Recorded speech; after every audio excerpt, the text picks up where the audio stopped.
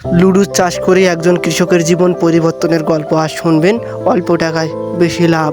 Cameraman মোরসালিনের রিপোর্টে দেখছেন সাংবাদিক মমিন ইসলাম। আসসালামু আলাইকুম। আপনারা দেখতেই পারতেছেন বাংলাদেশটা আমাদের কৃষি নির্ভর দেশ। আমরা এসেছি আজকে একজন সফল কৃষকের কাছে, তার লুডুস কিভাবে চাষ করছে এটা জানার জন্য এসেছি আমাদের সাথে। আসসালামু আলাইকুম। তো চাচা, এগুলো যে দেখতেছি মাশাআল্লাহ, তো আপনার লুডুস তো ভালোই হয়েছে। কোকোকোলা লুডুস। তো যদি একটু বলতেন কিভাবে আবাদ করছেন, আপনি কতটুকু আয় করছেন এই ব্যবসা থেকে? মনে করে এটা আইডিয়া আমার মাথায় আসলো। আমি টিকটকে না টিভিতে একটা অ্যাডভার্টাইজ দেখছিলাম।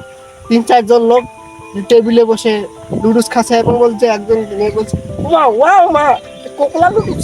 রান্না খেলাধুলা আর না, চল গিয়ে দেখি মারাচ্ছে কি। ও নুডলস, হ্যাঁ কোকোলা নুডলস।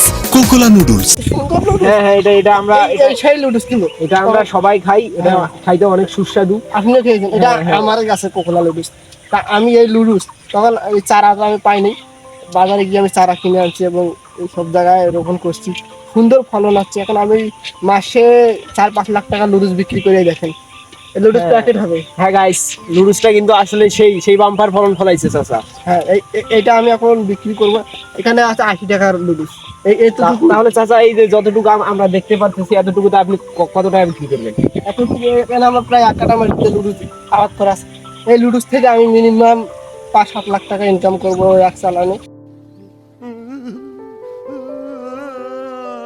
এক চালানে? হ্যাঁ, এক চালানে। আর আমার ওইদিকে আছে, আমরা সব পরে দেখাবো।